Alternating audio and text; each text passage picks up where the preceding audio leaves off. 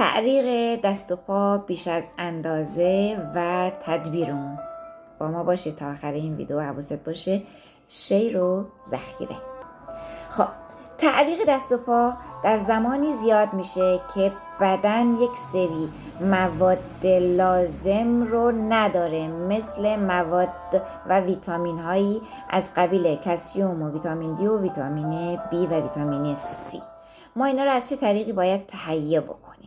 اولا از طریق ویتامین B، چون ویتامین B جذب بدن میشه و موجب آرامش میشه. وقتی که آرامش باشه غدد شما کلا درست کار میکنه، از جمله غدد تعریق. و طحال و کبد رو ما باید تقویت بکنیم و پاکسازی کنیم. دوره 2 هفته‌ای موجباً میخوری همراه با آب پرتقال تازه صبح ناشتا. حواست باشه بچه ها و بزرگان میتونن همه استفاده بکنن. بعد از 2 هفته میبینی که تعریقت کمتر شد. این ویدیو رو حتما شیر کن به دوستات، مخصوصا اونایی که تعریق دست و پا زیاد دارن. مانا باشید.